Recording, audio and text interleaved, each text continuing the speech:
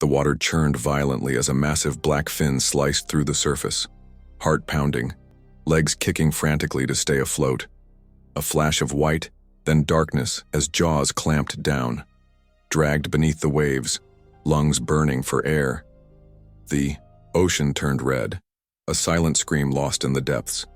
This was no longer their domain. The hunt had begun.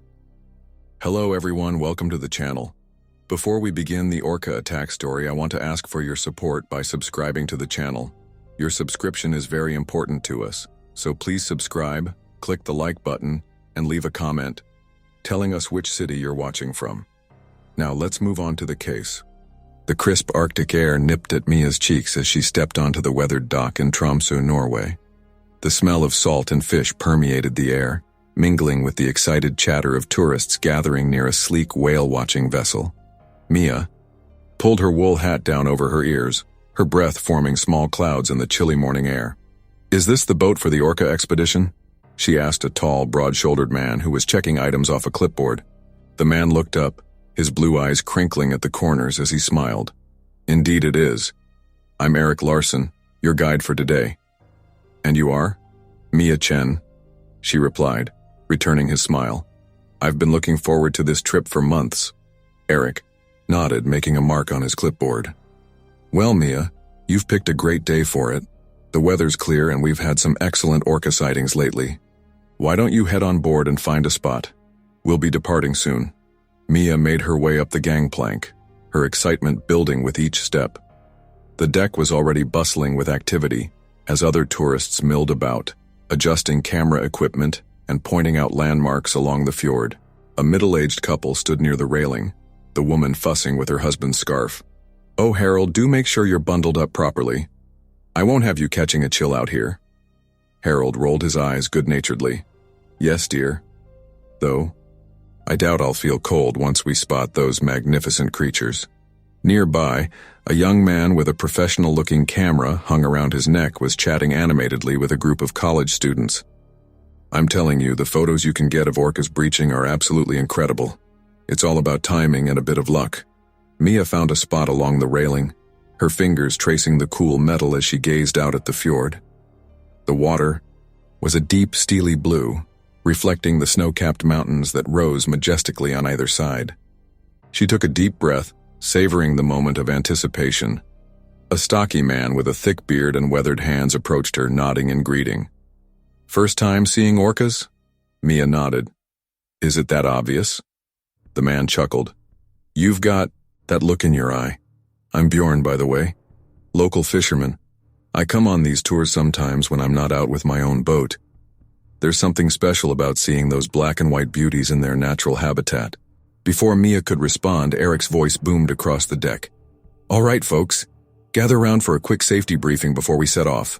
The passengers huddled closer as Eric began his instructions. "Welcome aboard the Arctic Explorer. We're in for an exciting day of whale watching, but safety comes first. Please make sure you're familiar with the location of life jackets and emergency exits. When we're near the orcas, it's crucial that you follow my instructions precisely. These are wild animals. And while attacks on boats are extremely rare, we need to respect their space." A nervous murmur rippled through the crowd. Eric held up a hand, his voice steady and reassuring. "Don't worry. We've been running these tours for years without incident. Just stay alert, hold on to the railings when moving about the deck, and, most importantly, enjoy the experience." With the briefing complete, Eric made his way to the wheelhouse. The engine rumbled to life, and slowly, the Arctic Explorer pulled away from the dock. Mia felt a thrill of excitement as the boat picked up speed, cutting through the calm waters of the fjord. As they left the harbor behind, the true majesty of the Norwegian coastline revealed itself. Jagged cliffs rose from the water, their faces etched with centuries of weather and time. Patches of hardy vegetation clung to the rocks, providing bursts of color against the stark landscape. "Oh, Harold, look!" the woman from earlier exclaimed, pointing towards a rocky outcropping. "Are those puffins?" Her husband squinted, then nodded. "I believe they are, Evelyn. Marvelous little birds, aren't they?" The young photographer was snapping pictures furiously, his camera clicking in rapid succession. "The light is perfect today," he muttered, more to himself than anyone else. Absolutely perfect. As the boat ventured further into open water, Eric's voice came over the speaker system. Folks, keep your eyes peeled. We're entering an area where we've had frequent orca sightings over the past week. Remember, orcas are incredibly intelligent and curious creatures. They might approach the boat to investigate, but don't worry. They're just as interested in us as we are in them. Mia felt her heart racing as she scanned the horizon. The water stretched out endlessly before them, broken only by the occasional white cap. She found herself holding her breath, afraid that even the slightest sound might scare away any nearby whales. Suddenly, a collective gasp rose from the passengers. In the distance, a tall black dorsal fin broke the surface of the water, followed by another and then another. "Orcas off the port bow," Eric called out excitedly. "Looks like we've found a pod." The Arctic explorer slowed its approach, giving the passengers ample opportunity to observe the magnificent creatures. Mia fumbled with her camera, her hands shaking slightly with adrenaline as she tried to capture the moment. "Look at the size of that male," Bjorn said, his voice filled with awe. "Must be at least 30 feet long." The orcas moved with a grace that belied their massive size, their black and white bodies gleaming in the sunlight as they surfaced to breathe. The sound of their exhalations carried across the water, a powerful misty burst that left Mia breathless. "They're so beautiful," she whispered, unable to tear her eyes away from the scene. As the boat drew closer, the orcas seemed to take notice. A few of them changed course, swimming directly towards the vessel. The excitement on deck was palpable, with passengers jostling for the best viewing positions. "Steady now," Eric cautioned. "Remember, we're guests in their home. Let's give them the respect they deserve." The orcas began to circle the boat, their curiosity evident in the way they rolled to the side, revealing a flash of their white underbellies.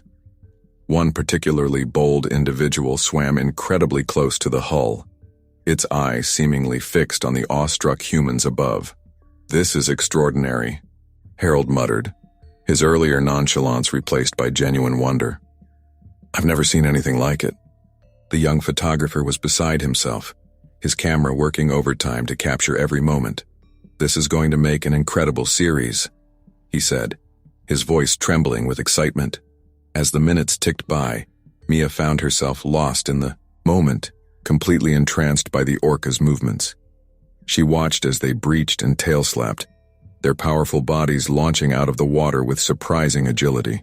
But then, almost imperceptibly, the mood began to shift. Eric's voice, usually so calm and assured, took on a note of concern as he spoke quietly into his radio. Mia noticed his brow furrowed as he scanned the water, his experienced eyes picking up on something the tourists had missed. The orcas' movements became more agitated, their circling tighter and more purposeful. The peaceful atmosphere that had enveloped the boat just moments ago began to dissipate, replaced by a growing sense of unease. "Eric?" Bjorn called out, his voice tense. "Something's not right here." Before Eric could respond, one of the larger orcas suddenly changed direction, swimming straight for the boat with alarming speed. The tourists' excited chatter turned to cries of alarm as the massive creature rammed into the hull, sending a shudder through the entire vessel. "Everyone stay calm and hold on," Eric shouted, his hands flying over the controls as he attempted to maneuver the boat away from the agitated pod. "We're going to head back to shore now." But as the engine roared to life and the boat began to turn, it became horrifyingly clear that the orcas had other plans.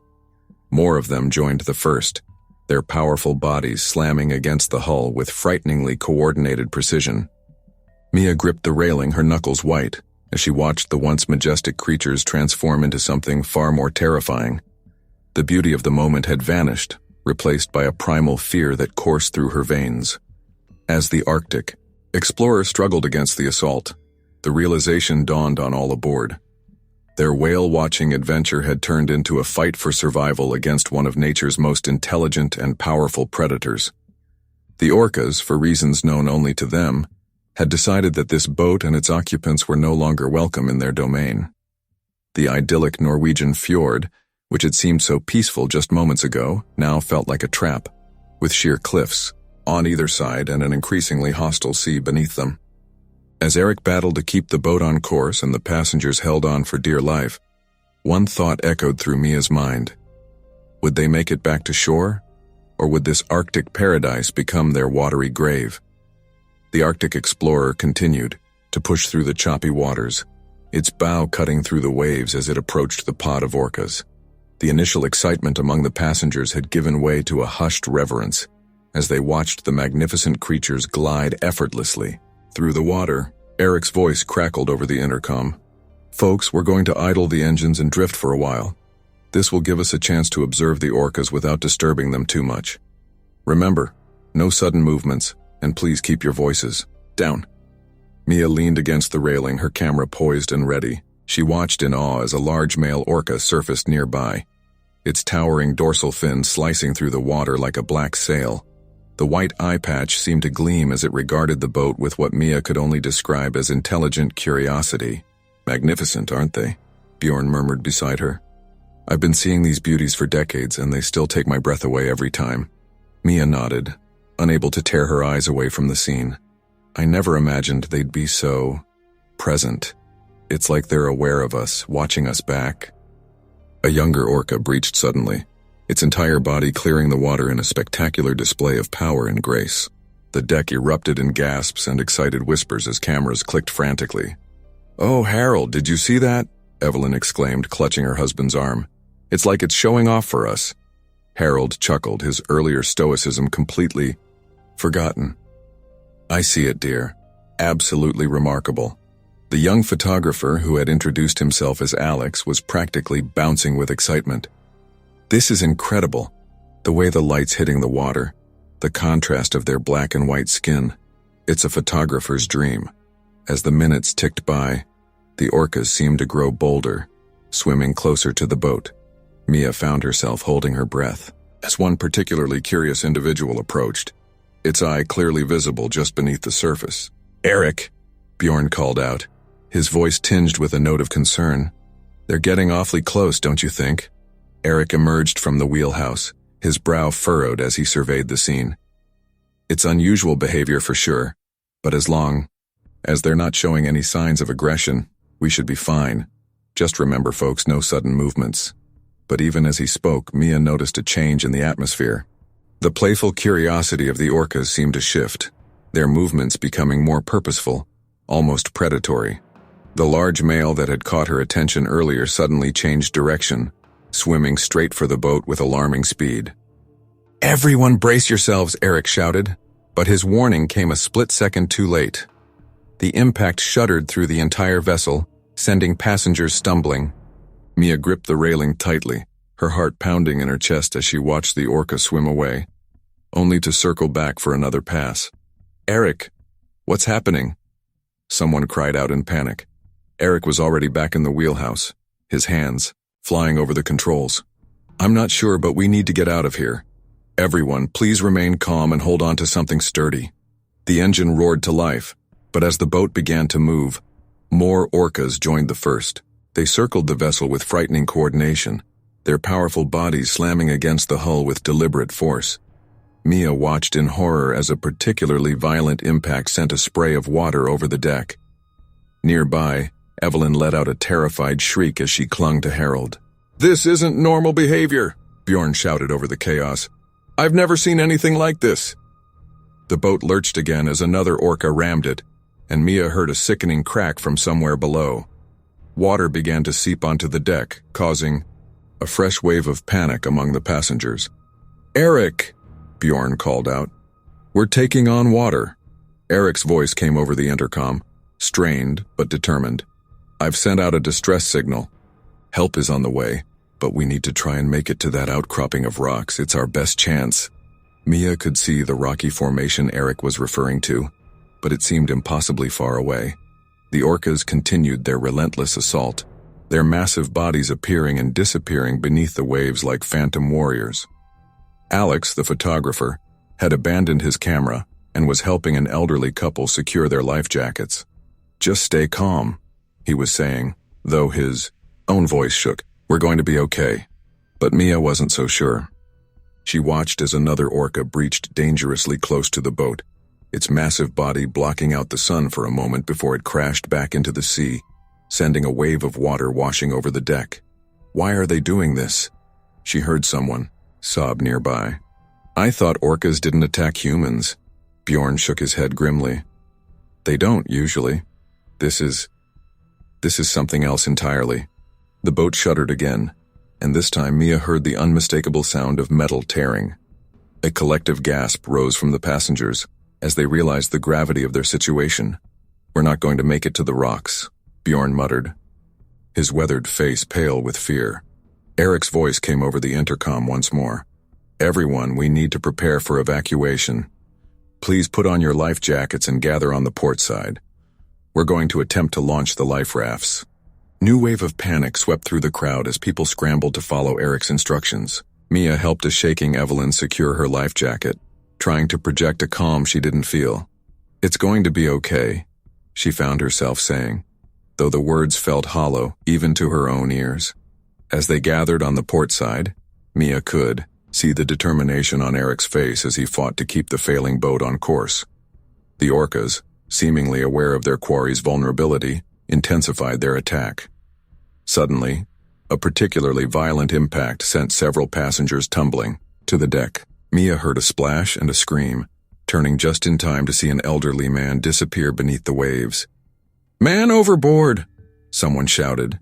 But even as the words left their mouth, Mia saw a large black shape surge towards the spot where the man had fallen. The water churned violently for a moment, and then nothing. Just the cold, impassive surface of the sea, betraying no hint of the tragedy that had just unfolded. A stunned silence fell over the boat, broken only by the continued impacts of the orcas and the groaning of the vessel's stressed hull.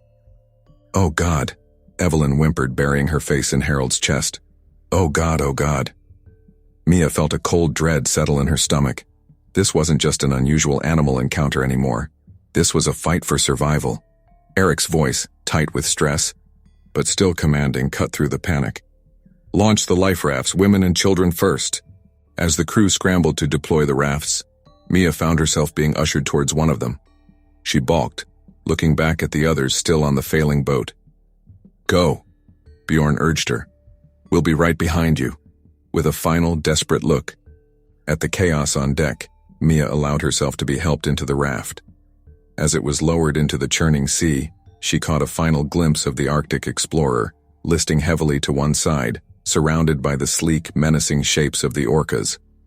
The raft hit the water with a splash, and immediately Mia felt the full force of the elements. The wind whipped at her face, and icy water splashed over the sides of the small craft. In the distance, she could see the rocky outcropping that had been their goal, tantalizingly close yet impossibly far. As more rafts were launched and the Arctic explorer continued to sink, Mia found herself facing the harsh reality of their situation.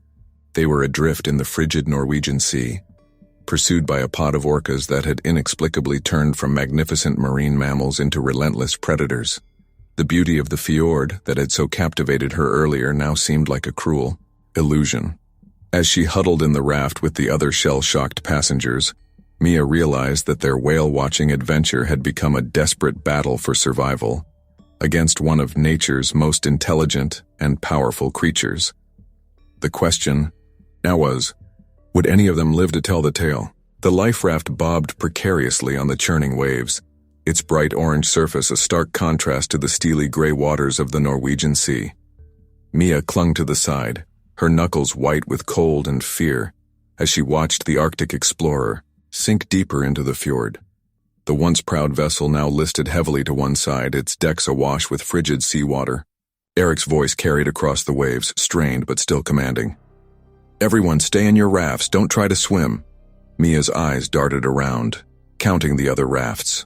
4 in total, including hers. But where was Eric? She scanned the sinking boat and spotted him still at the helm, guiding the doomed vessel towards the rocky outcropping in a last-ditch effort to save those still aboard. "He's not going to make it," Bjorn muttered beside her, his weathered face grim. "The hull's too damaged." As if in response to Bjorn's words, a loud crack echoed across the water. The Arctic explorer shuddered visibly, and then, with a groan of twisting metal, began to sink faster. "Eric!" Mia screamed, her voice joining a chorus of panicked shouts from the other rafts. "Jump! You have to jump!" For a heart-stopping moment, it seemed as though Eric hadn't heard them. Then, just as the wheelhouse began to slip beneath the waves, a figure burst from the door and leaped into the churning sea. "There!" Alex, the young photographer, pointed frantically. "I see him!"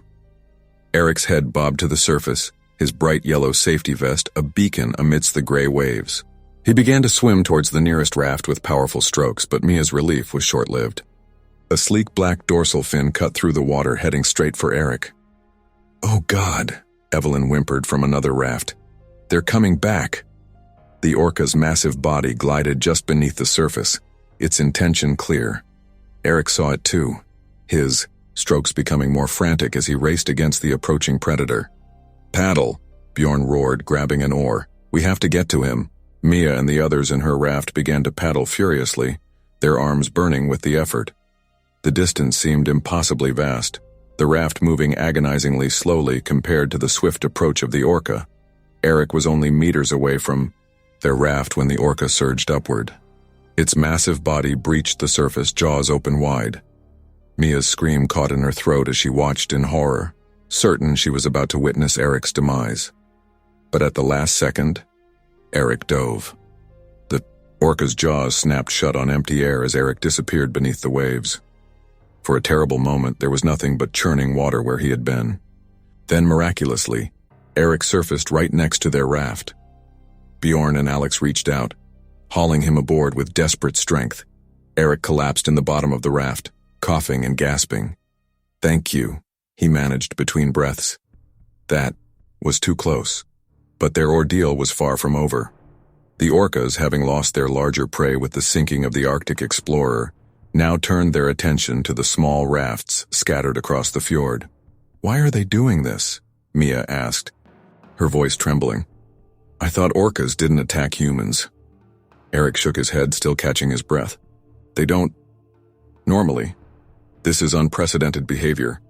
Something must have triggered them, but I've never seen anything like it." The rafts clustered together, their occupants watching in terrified fascination as the orcas began to circle. The massive creatures moved with eerie coordination, their black and white bodies sliding gracefully through the water. "We need to get to shore," Eric said, pushing himself up to a sitting position. "That outcropping is our best chance." Bjorn nodded grimly.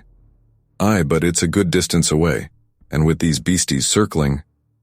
As if to emphasize Bjorn's point, one of the orcas suddenly veered towards the closest raft.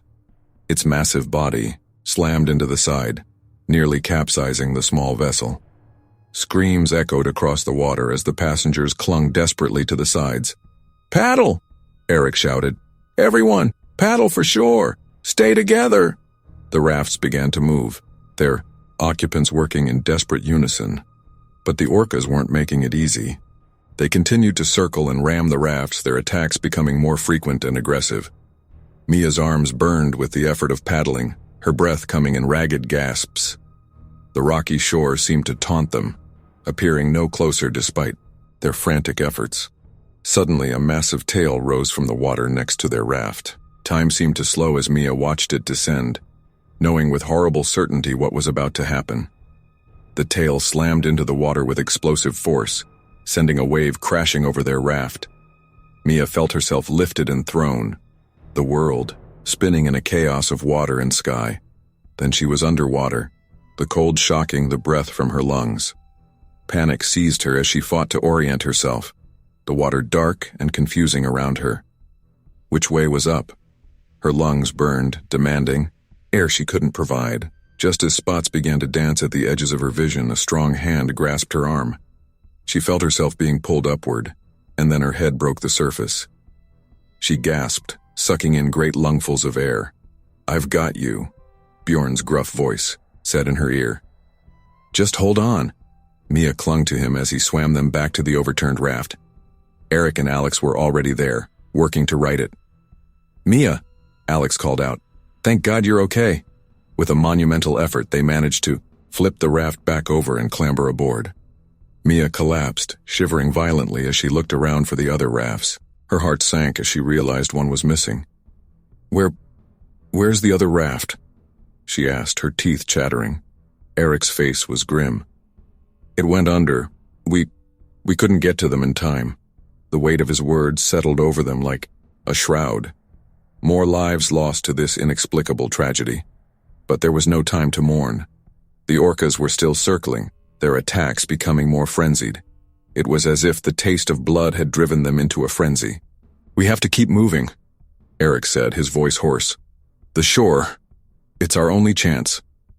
They began to paddle again, their movements fueled by desperation and the primal will to survive. The remaining rafts stayed close together, their occupants watching the water with wide, fearful eyes. The orcas continued their assault, their massive bodies slamming into the rafts with bone-jarring force. Each impact threatened to capsize them, to plunge them back into the frigid waters where the orcas waited. Mia's world narrowed to the rhythmic movement of paddling and the constant, heart-pounding vigilance for the next attack. Her arms felt like lead, her body numb with cold and exhaustion. But still, she paddled.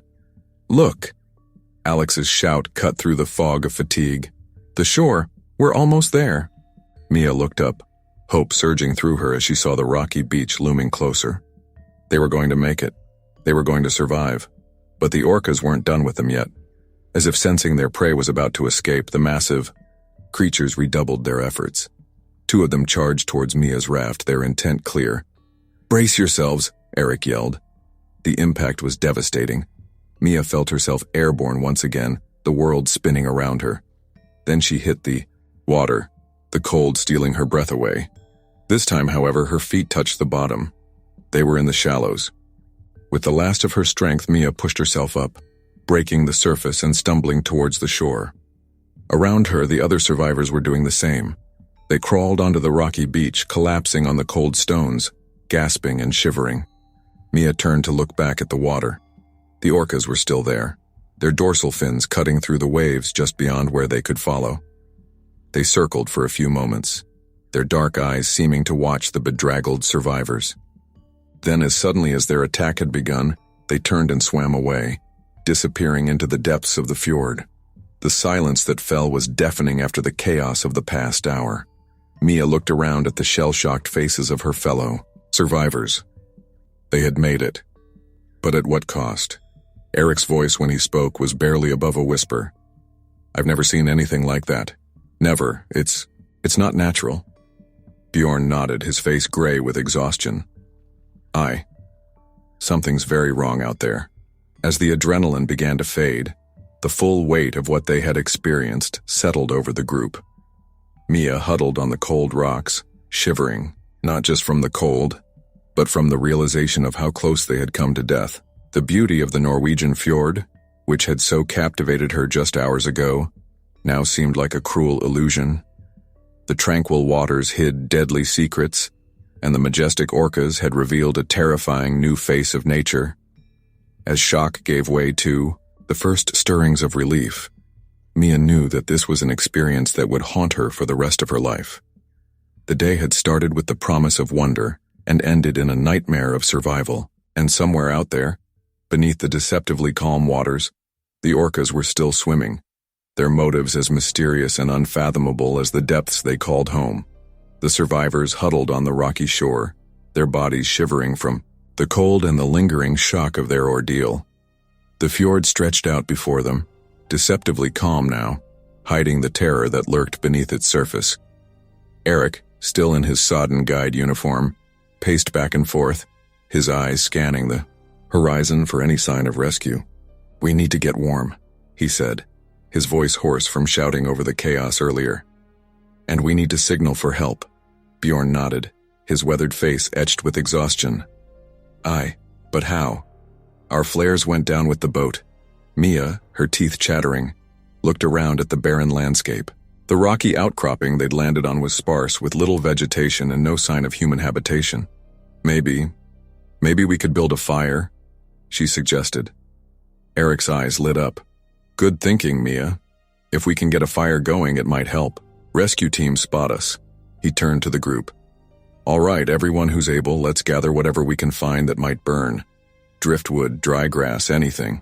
The survivors began to move, Grateful for a task to focus on, Mia stumbled to her feet, her muscles protesting after the frantic paddling earlier. She began to comb the shoreline, picking up bits of driftwood and stuffing handfuls of dry seaweed into her pockets. As she worked, she found herself next to Alex, the young photographer. His camera miraculously had survived the ordeal, though he hardly seemed to notice it hanging around his neck. "I can't believe this is happening," he muttered, more to himself than to Mia. "One minute we're watching these beautiful creatures, and the next—" Mia nodded, understanding all too well the disbelief in his voice. "I know. It's like a nightmare we can't wake up from." Nearby, Harold was helping Evelyn gather materials. The older woman's hands shook as she picked up a piece of driftwood.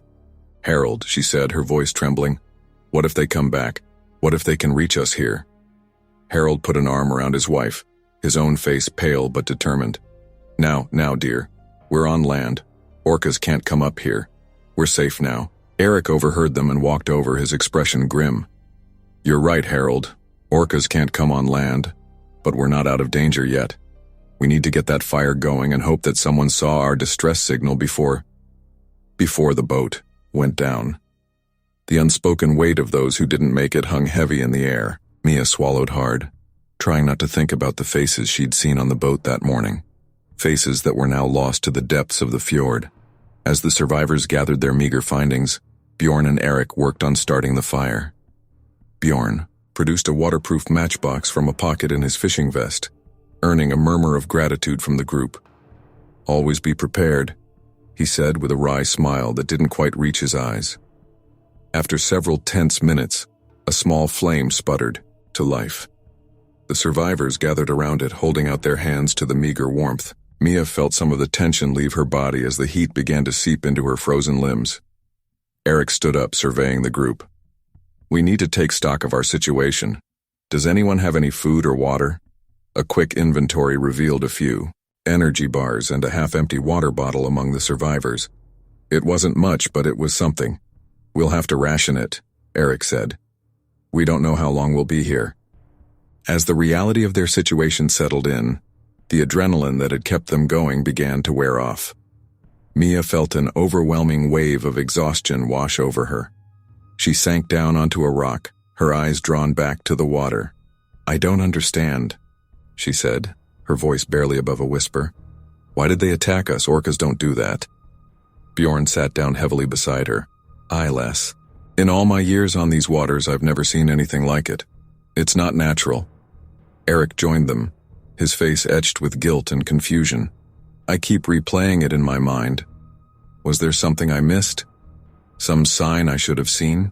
"It's not your fault, Eric," Mia said, reaching out to touch his arm. "None of us could have predicted this." A sudden movement in the water caught their attention. As one, the survivors tensed, their eyes fixed on the spot where they'd seen the disturbance. For a heart-stopping moment, Mia thought she saw a dorsal, fin cutting through the waves. "There!" Alex shouted, pointing. "Did you see that?" Eric squinted, his body tense. "I'm not sure. It could have been." His words were cut off by a collective gasp from the group.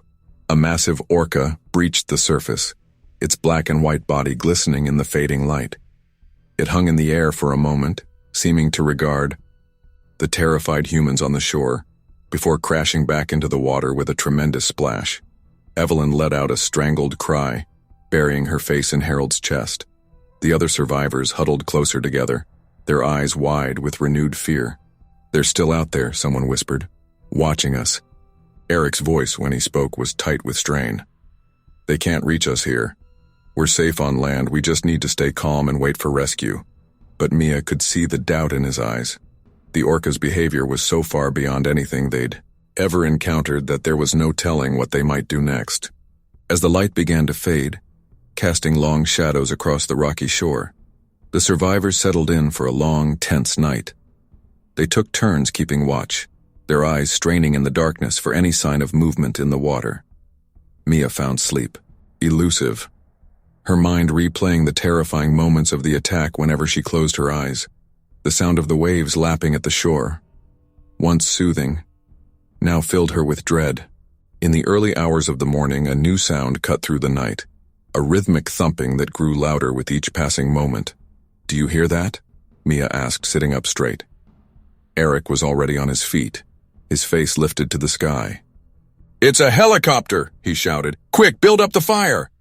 The survivors scrambled to add more fuel to their small blaze, waving their arms and shouting as the sound of rotors grew louder. A spotlight cut through the darkness, sweeping across the water before finding their small group on the shore. As the helicopter descended, kicking up spray from the fjord, Mia felt a wave of relief wash over her. They were saved. They had survived. But even as the rescue team helped them into the helicopter, Mia couldn't shake the feeling of being watched.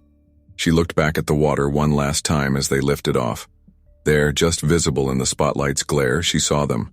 A pod of orcas, their dorsal fins cutting through the waves, following the helicopter's path. As they flew away from the scene of their ordeal, Mia knew that while they might have escaped with their lives, they were forever changed. The majesty and terror of nature had been revealed to them in equal measure, leaving scars that would never fully heal. The orcas, those intelligent and mysterious creatures, had shown a side of themselves that defied explanation. As the helicopter carried them back to civilization, Mia couldn't help but wonder, what had driven them to such unprecedented behavior? And more chillingly, would it happen again? The fjord receded behind them, taking with it the bodies of those who hadn't survived and the answers to questions that might never be fully resolved. But the memory of that day, of the beauty that had turned to terror in the blink of an eye, would stay with them forever, a stark reminder of the untamed power of the natural world. The rhythmic thrum of the helicopter's rotors filled the cabin as the survivors huddled together, wrapped in emergency blankets.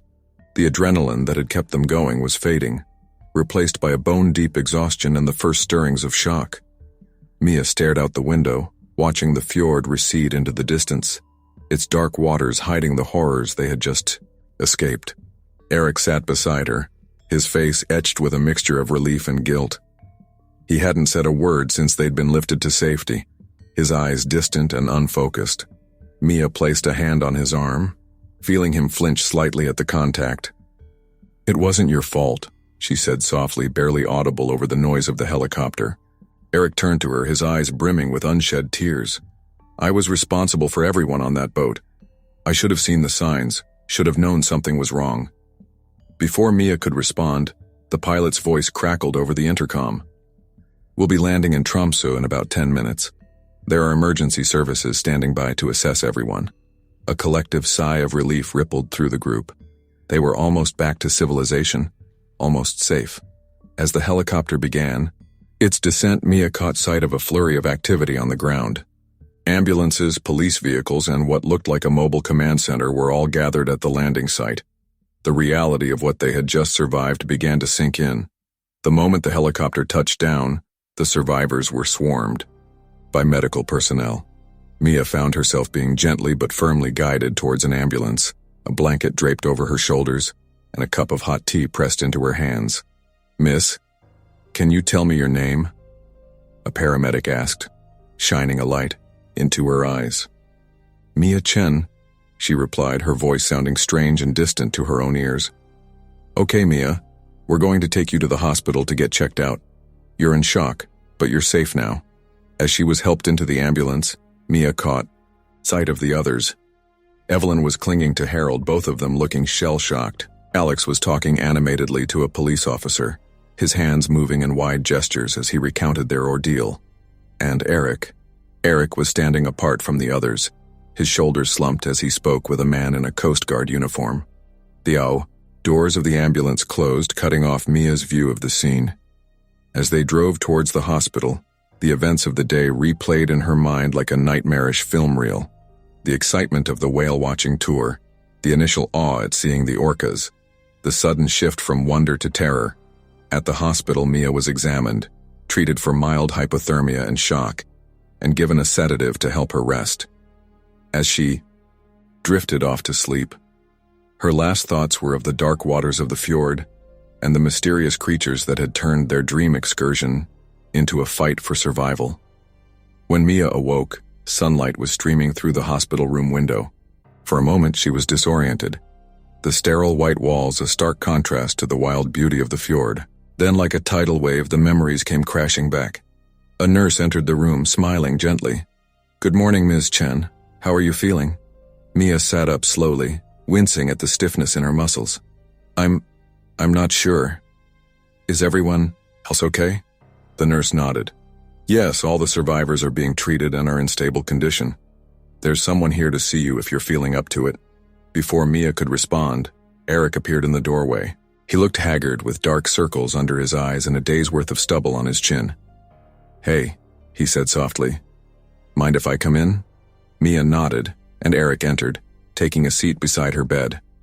For a moment, neither of them spoke, the weight of their shared experience hanging heavy in the air. Finally, Eric broke the silence. "I've been talking to the authorities. They've never seen anything like this before. Orcas attacking a boat, coordinating like that. It's unprecedented." Mia shuddered, remembering the sight of those massive black and white bodies slamming into their vessel. "Do they have any idea why it happened?" Eric shook his head. "No. They're sending out research teams to study the pod," but he trailed off, his eyes distant. "I keep thinking about the people we lost. Their families." Mia reached out, taking Eric's hand in hers. "You did everything you could. You saved lives out there." Eric squeezed her hand, a ghost of a smile crossing his face. "Thanks, Mia. I needed to hear that." Their conversation was interrupted by a commotion in the hallway. Bjorn burst into the room, his weathered face alight with excitement. "Eric, Mia, you need to see this," he said, brandishing a tablet. "They've got footage of the attack. It's all over the news." Eric took the tablet and Mia leaned in to watch. The shaky video, clearly taken from one of the survivors' phones, showed the Arctic explorer surrounded by orcas. The massive creatures moved with eerie coordination, ramming the boat from all sides. Mia felt her heart race as she relived those terrifying moments. "It's unbelievable," Bjorn muttered. "In all my years on the water, I've never—" He was cut off by a knock at the door. A stern-looking woman in a suit entered, flanked by two uniformed officers. "Mr. Larson?" she addressed Eric. "I'm Detective Solberg. We need to ask you some questions about the incident." Eric nodded, standing up. "Of course. Mia, Bjorn, I'll catch up with you later." As Eric left with the detective, Mia turned to Bjorn. "What do you think will happen now?" Bjorn sighed, running a hand through his grizzled hair. "Hard to say, lass. This isn't something anyone was prepared for. The tourism board, the wildlife authorities, everyone's scrambling to make sense of it." Over the next few days, as Mia recovered in the hospital, a clearer picture of the aftermath began to emerge. The attack had made international headlines, sparking intense debate among marine biologists and conservation groups. Theories ranged from environmental factors driving the orcas to unusual behavior, to the possibility of naval sonar disrupting their echolocation. Survivors were interviewed by an endless parade of researchers, journalists, and authorities. Mia found herself recounting her experience over and over, each retelling bringing back the terror of those moments in vivid detail. A week after the attack, Mia stood at the window of her hotel room, looking out over the harbor of Tromsø. The city was buzzing with activity, as research vessels and news crews swarmed the area. In the distance, she could see the fjord where it had all happened, its waters deceptively calm and beautiful. A knock at the door roused her from her thoughts. She opened it to find Eric, looking more put together than she'd seen him since the attack. "Hey," he said, a tentative smile on his face. "I thought you might want to join us. They're holding a memorial service for those we lost." Mia nodded, grabbing her jacket. As they walked to the harbor, where a small crowd had gathered, Eric filled her in on the latest developments. "They're implementing new safety protocols for all whale-watching tours," he explained. "Smaller boats, more escape routes, better communication systems, and they're expanding the research program to study orca behavior in the area." At the memorial service, Mia listened as local officials and family members spoke about those who had died. The grief was palpable, a stark reminder of how close they all had come to sharing that fate.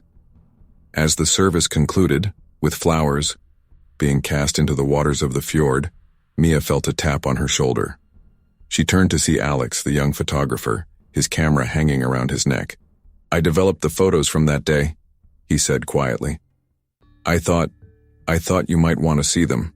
Mia hesitated for a moment, then nodded. Alex handed her a small stack of prints. The first few showed the excitement of the tour. Passengers, smiling and pointing as they spotted marine life. Then came the orcas, their sleek bodies captured in stunning detail as they swam alongside the boat.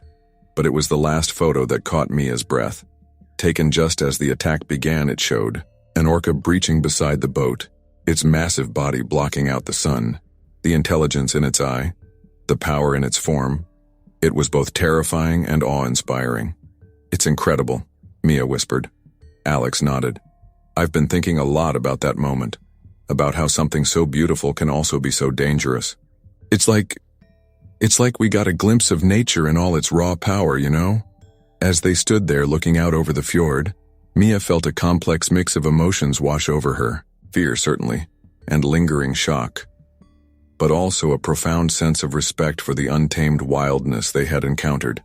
Eric joined them, his eyes on the horizon where the orcas had disappeared that fateful day. "We'll probably never know exactly why it happened," he said softly, "but I think it's a reminder that we're not separate from nature. We're part of it. For better or worse." Mia nodded, her fingers tracing the outline of the orca in Alex's photo. The experience had changed her, changed all of them. They had seen the beauty and the terror of the natural world up close, in a way few ever would. As the sun began to set, casting a golden glow over the fjord, Mia felt a sense of resolution settle over her. The nightmares would fade, the fear would subside, but the awe and respect for the power of nature would remain. They had survived, and in surviving, gained a perspective on life and their place in the world that they would carry with them always. The orcas were still out there, somewhere beneath the waves, wild and free and unknowable, and Mia, like all those who had lived through that day, would forever carry a piece of that wildness within her. The sun had barely crested the horizon when Mia awoke, her heart pounding from another nightmare. She sat up in her hotel bed, the sheets tangled around her legs, and took a deep breath to steady herself. It had been 2 weeks since the ORCA attack, but the memories still haunted her dreams. She glanced at the clock, 5:47 a.m. Too early to start the day, but she knew sleep would elude her now. With a sigh, Mia slipped out of bed and padded to the window, drawing back the curtains to reveal the harbor of Tromsø. The city was just beginning to stir, early risers making their way to work under the pale Arctic sun. In the distance, she could see the fjord where it had all happened, its waters deceptively calm and inviting. A shiver ran down her spine as she remembered the chaos, the terror, the fight for survival. A knock at her door startled her from her reverie. Mia hesitated, then called out, "Who is it?" "It's Eric," came the reply. "I'm sorry it's so early, but there's been a development." "Can I come in?" Mia quickly threw on a robe and opened the door. Eric stood there, looking as if he hadn't slept at all. His eyes were red-rimmed, his hair disheveled. "What's wrong?" Mia asked, ushering him inside. Eric ran a hand through his hair, his expression a mix of excitement and apprehension. "They've spotted the pod, the same one that attacked us. They're back in the fjord." Mia felt her breath catch in her throat. "Are you sure it's the same pod?" Eric nodded grimly. "Positive. The researchers have been tracking them since the attack. They disappeared for a while, but now they're back. And they want us to go out there." "What?" Mia exclaimed, taking an involuntary step back. "Go out there? Why?" "The marine biologists think our presence might trigger some response in the orcas. They want to study their behavior, try to understand why they attacked. And they think having survivors on board might, I don't know, jog their memory or something." Mia shook her head, her heart racing. "That's insane. It's too dangerous. We can't—" "I know," Eric interrupted, holding up his hands. "I know how it sounds, but they've assured us it'll be completely safe.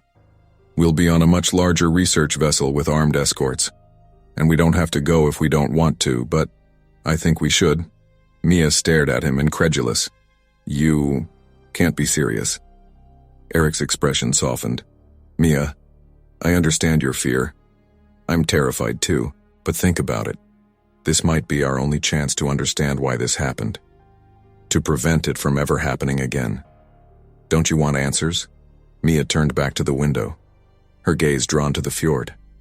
Did she want answers? The nightmares, the constant fear, the way she flinched at every splash of water. Wouldn't it be worth facing her fears if it meant putting an end to all of that? After a long moment, she turned back to Eric. Who else is going? Bjorn's agreed to come. And Alex. He wants to document it. A few of the other survivors are considering it, but it's completely voluntary. Mia took a deep breath, steeling herself. Okay, I'll do it. Eric's relief was palpable. Thank you, Mia. I know it's asking a lot. We leave in 2 hours. I'll meet you at the harbor. As Eric left, Mia sank onto the edge of her bed, her mind reeling. What had she just agreed to? Going back out there, facing those creatures again? It seemed like madness. But as she began to get dressed, she felt a strange sense of determination building within her. She had survived once. She could do it again. 2 hours later, Mia stood on the dock staring up at the imposing research vessel that would take them back out to sea. It was easily 3 times the size of the Arctic Explorer, with state-of-the-art equipment bristling from every surface. Armed Coast Guard vessels flanked it on either side. Impressive, isn't it? Bjorn's gruff voice came from behind her. She turned to see the old fisherman, his weathered face set in grim determination. It's certainly bigger than our last boat. Mia replied, attempting a smile. Alex joined them, his camera already out and snapping pictures of the vessel.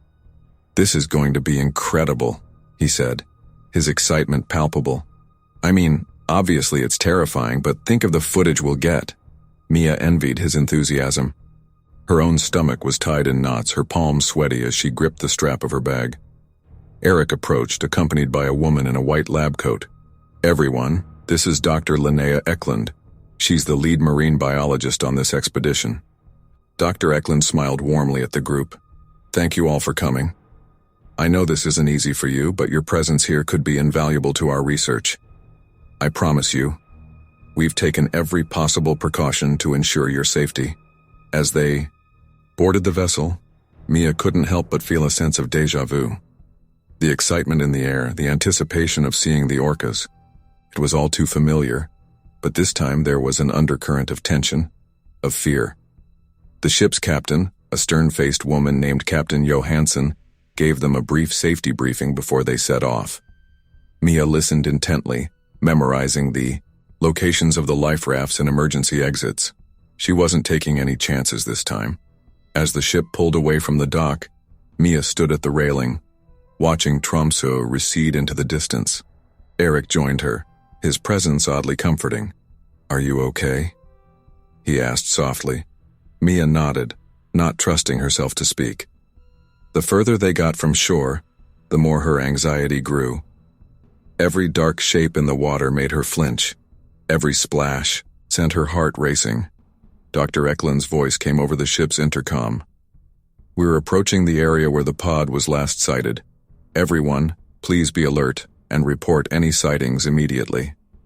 The tension on the ship was palpable. Crew members moved about with purposeful efficiency, while the survivors huddled together, their eyes scanning the water. Mia found herself holding her breath, straining to catch a glimpse of a dorsal fin or a flash of black and white. And then suddenly, there they were. Portside, someone shouted. 2 o'clock. Mia's head whipped around, and she saw them, a pod of orcas, their sleek bodies cutting through the water with effortless grace. Her heart hammered in her chest as she counted them. 5, 6, 7. The same number that had attacked their boat. It's them, Eric breathed beside her. It's the same pod. Dr. Eklund rushed to their side, a pair of binoculars in hand. Incredible, she murmured. They're exhibiting the same coordinated swimming patterns we observed during the attack. This is unprecedented behavior. Mia watched, transfixed, as the orcas circled the ship. Despite her fear, she couldn't help but marvel at their beauty, their power. One of the larger males breached suddenly, its massive body clearing the water, entirely before crashing back down with a tremendous splash. Alex was snapping photos frantically, his camera clicking in rapid succession. This is amazing, he said, his voice filled with awe. Look at how they're moving together. It's like they're communicating. Dr. Eklund nodded enthusiastically. They are communicating. Orcas have complex social structures and sophisticated methods of communication. What we're seeing here is a level of coordination that's rarely been observed in wild pods. As they watched, the orcas began to swim closer to the ship. Mia felt her breath catch in her throat, memories of the attack flooding back. But the massive research vessel remained steady, unaffected by the orca's presence. "They're curious," Dr. Eklund explained. "They're investigating us just as they did with your tour boat. But watch. They're not showing any signs of aggression. No tail slapping, no aggressive vocalizations." Indeed, the orcas seemed almost playful as they swam alongside the ship. One of them rolled onto its side, its eye clearly visible as it regarded the humans above. "It's looking right at us," Mia whispered, unable to tear her gaze away from the intelligent eye of the orca. Dr. Eklund nodded. "Orcas are incredibly intelligent creatures. They're likely just as curious about us as we are about them. The question is, what changed that day? What made them go from curious to aggressive?" As if in response to her words, the orcas suddenly changed their behavior. They began to swim in tighter circles around the ship, their movements becoming more agitated. What's happening?" Eric asked, his voice tense. Dr. Eklund frowned, peering through her binoculars. "I'm not sure. This is similar to the behavior reported just before the attack on your boat. But there's something different." Suddenly, one of the orcas let out a loud vocalization. It was a haunting sound somewhere between a whistle and a moan. The other orcas immediately responded, creating a cacophony of calls that echoed across the water. "They're communicating," Dr. Eklund said, excitement evident in her voice. "This is extraordinary. We've never recorded vocalizations like this before." But Mia wasn't listening. Her eyes were fixed on the water where she had spotted something. A dark shape, larger than the orcas, moving beneath the surface. "Dr. Eklund," she said, her voice shaking. "There's something else out there."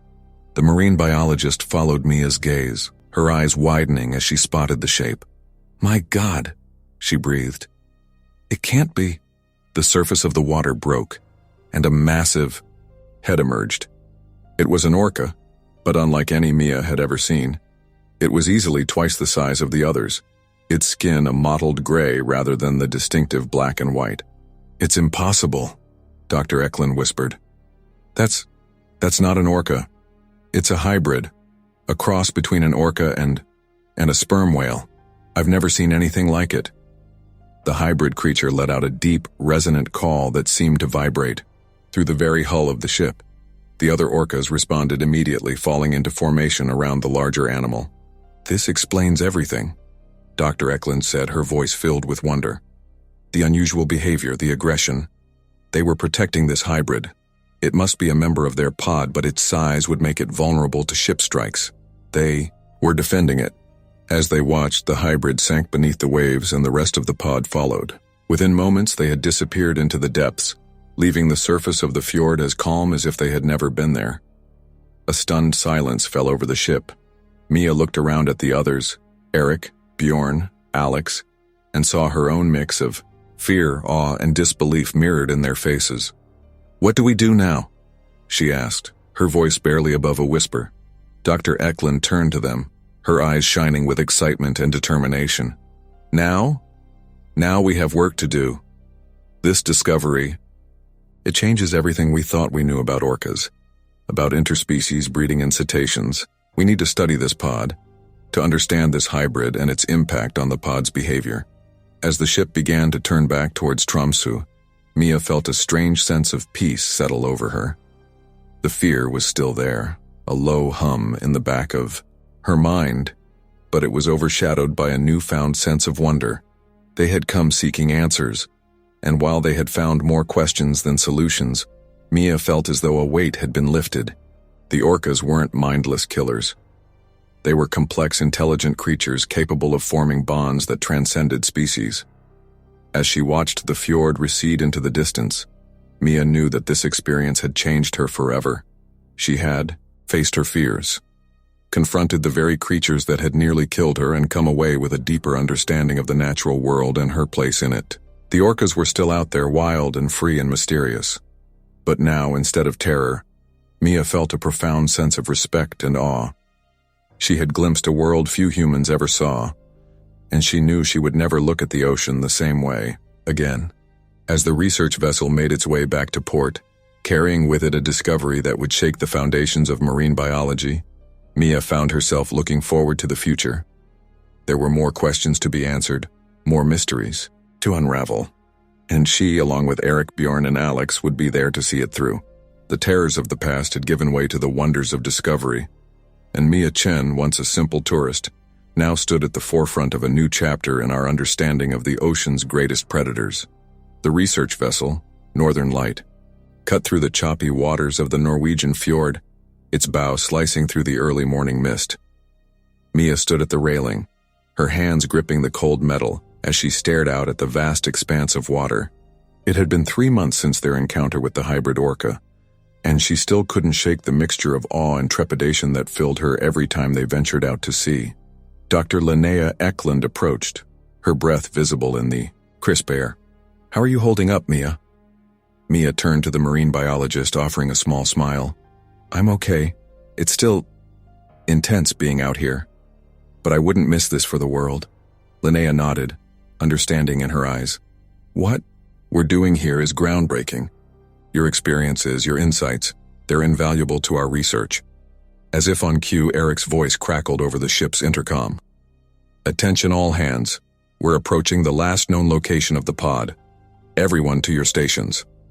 A flurry of activity erupted on deck as researchers and crew members rushed to their positions. Mia felt her heart rate quicken, a familiar mix of excitement and fear coursing through her veins. Bjorn appeared at her side, his weathered face set in grim determination. "Ready for another round, lass?"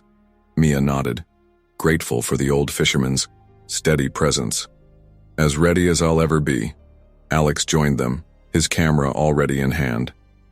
"I still can't believe we're out here, actively searching for the pod that nearly killed us. It's like something out of a movie. Life's stranger than fiction sometimes, lad." Bjorn chuckled, though his eyes remained fixed on the horizon. Dr. Eklund's voice cut through their conversation. "We've got something on the hydrophones. Dropping them now to get a clearer signal." The tension on deck was palpable as everyone waited, straining to hear any sound from the underwater microphones. Suddenly, a haunting series of clicks and whistles filled the air. "That's them," Eric said, his voice tight with emotion. "I'd recognize those calls anywhere." Dr. Eklund was practically vibrating with excitement. "The vocalizations are consistent with our previous recordings of the pod. But listen, there's something else." As they all focused on the sounds, Mia felt a chill run down her spine. Beneath the familiar calls of the orcas was a deeper, more resonant tone, the unmistakable voice of the hybrid. "It's here," she whispered, her eyes scanning the water's surface. As if summoned by her words, a massive dorsal fin broke the surface about 100 meters from the ship. It was followed by the mottled gray body of the hybrid, its size dwarfing the orcas that swam protectively around it. "My God," Bjorn breathed. "I've been on these waters for 40 years, and I've never seen anything like that." Dr. Eklund was frantically taking notes, her eyes never leaving the incredible scene before them. "The pod's behavior is fascinating. Look at how they're positioned around the hybrid. It's like they're shielding it." Eric, who had joined them on deck, nodded grimly. "Just like they did with our boat that day. They saw us as a threat." As they watched, the hybrid let out a low, mournful call. The orcas responded immediately, their vocalizations creating a complex symphony of underwater communication. "What are they saying?" Mia asked, unable to tear her eyes away from the scene. Dr. Eklund shook her head. "We can only guess. Orca, communication is incredibly complex, and with this hybrid in the mix, we're in uncharted territory." Suddenly, the hybrid dove, its massive tail flukes rising out of the water before disappearing beneath the surface. The rest of the pod followed suit, leaving the area around the ship eerily calm. "Where did they go?" Alex asked, lowering his camera. As if in answer, the ship's sonar operator called out, "They're directly beneath us, and they're rising fast." "Brace for impact!" Eric shouted, but his warning came too late. The ship lurched violently as something massive struck it from below. Mia was thrown to the deck, the breath knocked from her lungs. Around her, she could hear the sounds of equipment crashing and people shouting in alarm. "Is everyone all right?" Dr. Eklund called out as she struggled to her feet. Before anyone could respond, another impact rocked the ship. This time, Mia caught a glimpse of mottled gray skin through a window as the hybrid scraped along the hull. "They're attacking us," Eric said, his face pale. Just like before, Captain Johansson's voice came over the intercom, steady despite the chaos. "All hands, prepare to abandon ship. This is not a drill. I repeat, prepare to abandon ship." Panic threatened to overwhelm Mia as memories of their previous ordeal came flooding back, but this time she was prepared. She took a deep breath, steadying herself. "We need to get to the life rafts," she said, her voice surprisingly calm. "Eric, help me with Dr. Eklund. Bjorn, can you make sure Alex gets his camera equipment?" As they made their way to the life rafts, the attacks on the ship intensified. The hybrid, with its immense size and strength, was doing significant damage to the hull. Water was beginning to flood the lower decks. "Why are they doing this?" Alex asked, as they struggled to launch one of the rafts. "I thought we understood them now." Dr. Eklund shook her head, her earlier excitement replaced by grim determination. "We understood one incident. This is something else entirely. The hybrid's behavior is unpredictable, and the pod is following its lead." As the life raft hit the water, Mia helped the others board. The sea around them was churning, the sleek bodies of the orcas visible just beneath the surface. The hybrid breached nearby, its massive body blocking out the sun for a moment before crashing back into the sea. "Look!" Bjorn shouted, pointing towards the horizon. "Coast Guard's coming." Sure enough, the distant whine of helicopter rotors could be heard approaching. But would they arrive in time? The orcas, seeming to sense the approaching threat, intensified their attack on the sinking research vessel. The hybrid let out a deafening call that resonated through the water and air alike.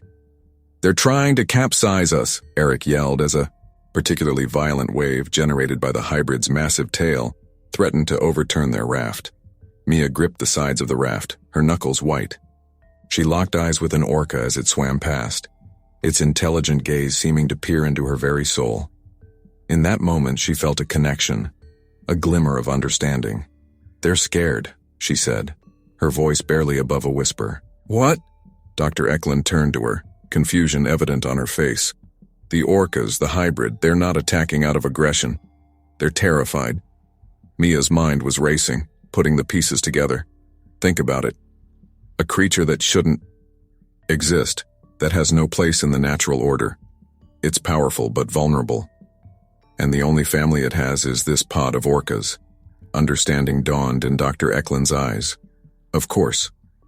They're not just protecting it, they're trying to protect themselves, our presence, our research. They see it as a threat to their survival. As the helicopter drew closer, its spotlight illuminating the chaotic scene, Mia made a decision. She stood up in the raft, nearly losing her balance as another wave rocked them. "What are you doing?" Eric grabbed her arm, trying to pull her back down. "Trust me," Mia said, gently removing his hand. She turned to face the water where the hybrid had surfaced once more. Taking a deep breath, she began to sing. It wasn't any song in particular, just a simple, melodic humming. But as her voice carried across the water, something extraordinary happened. The hybrid, which had been preparing for another attack, paused. Its massive head turned towards Mia, cocking slightly to one side as if listening. Encouraged, Mia continued, her voice growing stronger. She poured all of her emotions into the melody, her fear, her awe, her understanding. Gradually, the other orcas began to surface, their attacks on the sinking ship forgotten as they, too, listened. Dr. Eklund's eyes were wide with amazement. "It's working," she breathed. "They're responding to her voice." Indeed, the hybrid was now swimming, in slow circles around their raft, its movements almost languid. The other orcas followed suit, creating a living barrier between the survivors and the approaching Coast Guard helicopter. As Mia's song came to an end, she locked eyes once more with the hybrid. In its gaze, she saw not the mindless aggression she had feared, but a profound intelligence and an equally profound sadness. "We've been going about this all wrong," she said, turning to Dr. Eklund.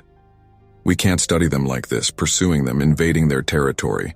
We need to find a way to communicate, to show them we're not a threat." The marine biologist nodded slowly, a new determination settling over her features. You're right. This changes everything.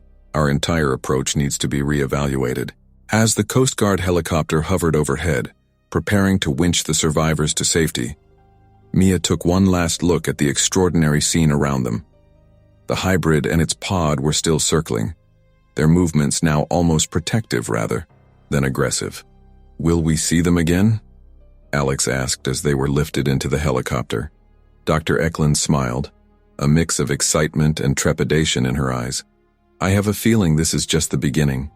We've opened a door to understanding these creatures in a way no one ever has before. The question is, are we ready for what we'll discover on the other side? As the helicopter turned back towards the shore, Mia watched the hybrid and its pod disappear beneath the waves.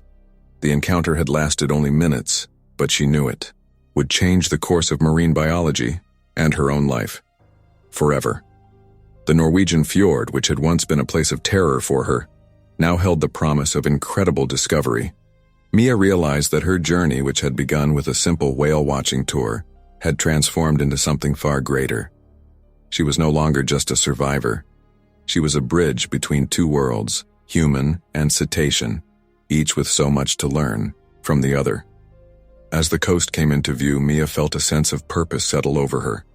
The hybrid and its pod were still out there, wild and free, guardians of secrets yet to be uncovered, and she would be there, ready to listen, to learn, and to share their story with the world.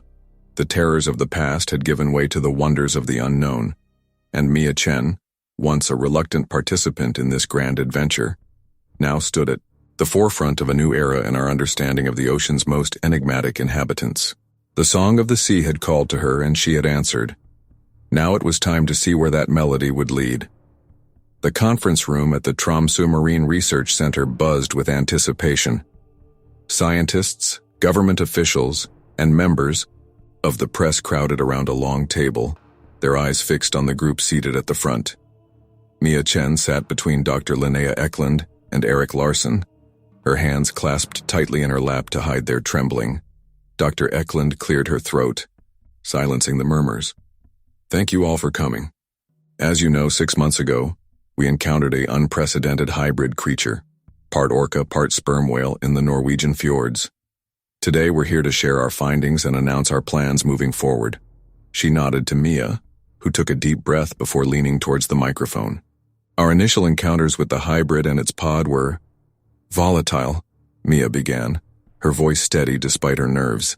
We believed they were acting aggressively, but we've come to understand that their behavior was driven by fear and a desire to protect their own. A hand shot up in the audience. Ms. Chen, how can you be sure of the creature's motivations? Aren't you anthropomorphizing their behavior? Mia exchanged a glance with Dr. Eklund before responding. It's a valid concern, but over the past months we've developed a method of communication with the pod that goes beyond mere observation. We've established a connection. A ripple of excitement ran through the room. Dr. Eklund took over, her voice filled with barely contained enthusiasm. Using a combination of underwater speakers, specialized hydrophones, and a complex algorithm developed by our team, we've been able to decipher certain patterns in the pod's vocalizations. It's not a full language translation, but it's a start. Eric leaned forward, his face serious. I want to emphasize the delicate nature of this situation. This hybrid creature and its pod are unique. They're vulnerable. Our priority must be their protection and ethical study. A government official stood up, his brow furrowed. Protection? Mr. Larson, need I remind you of the lives lost in the initial encounter? These creatures have proven themselves to be dangerous. Mia felt a flare of defensiveness. With all due respect, sir, we were the intruders in their territory. We now understand that their actions were a response to perceived threats. Since we've changed our approach, there have been no further aggressive incidents. The official didn't look convinced, but before he could respond, Alex, who was seated in the audience, stood up. I have video evidence supporting Ms. Chen's claims, he said, holding up a flash drive. Footage of peaceful interactions between our research team and the pod. Dr. Eklund nodded gratefully to Alex. We'll be sharing all of our data and footage, but more importantly, we're here to announce the next phase of our research. She paused, looking each member of the audience in the eye.